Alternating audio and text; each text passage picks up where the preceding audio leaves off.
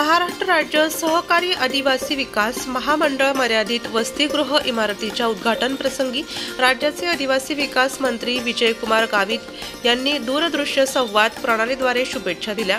तर विधानसभा उपाध्यक्ष नरहरी झिरवाळ यांनी या प्रसंगी वसतिगृह इमारतीचे फीत कापून उद्घाटन केले। आज शहरातील सिडको भागात वसतिगृह इमारतीचा उद्घाटन सोहळा संपन्न झाला। या प्रसंगी आदिवासी विकास आयुक्त नैना गुंडे दूरदृश्य संवाद प्रणालीद्वारे उपस्थित होत्या। तर शबरी आदिवासी वित्त व विकास महामंडळाच्या व्यवस्थापकीय संचालिका लीना बनसोड, आदिवासी विभागाचे अपर आयुक्त संदीप गोलाईत, प्रादेशिक व्यवस्थापक योगेश पाटील, एनडी गावित, महाराष्ट्र राज्य सहकारी आदिवासी विकास महामंडळाचे संचालक तथा आमदार सुनील भुसारा, धनराज महाले, भरतसिंग दुधनाक, मगन वळवी, विकास वळवी, विठ्ठल देशमुख, मधुकर काठे, केवलराम काळे, अशोक मंगाम, प्रकाश दडमल, संचालिका ताराबाई माळेकर, जयश्री तळपे, मीनाक्षी वट्टी यांच्यासह अधिकारी उपस्थित होते।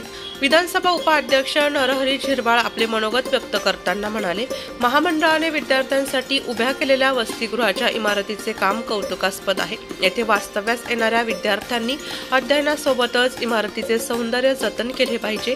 इमारतीच्या परिसरातील मोकळ्या जागेचा उपयोग हा पार्किंगसह विद्यार्थ्यांसाठी एकत्रितपणे सांस्कृतिक कार्यक्रम घेता येईल या दृष्टीने करता येईल।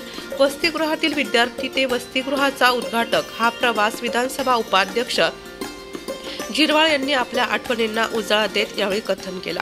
शबरी आदिवासी वित्त व विकास महामंडळाच्या व्यवस्थापकीय संचालिका श्रीमती बनसोड म्हणाल्या की आज या वसतिगृहाचा अतिशय सुंदर प्रकल्प पूर्ण झाल्याचा आनंद होत आहे।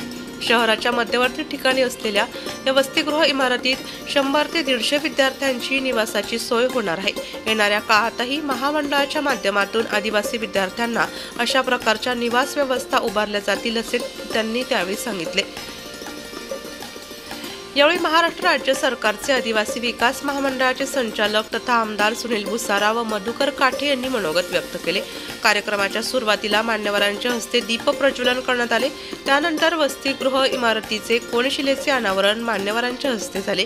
कार्यक्रमाचे सूत्रसंचालन आरती शिरवाडकर यांनी केले, तर आभार प्रादेशिक व्यवस्थापक योगेश पाटील यांनी व्यक्त केले। नाशिक लोकशाही न्यूज ब्युरो रिपोर्ट, नाशिक।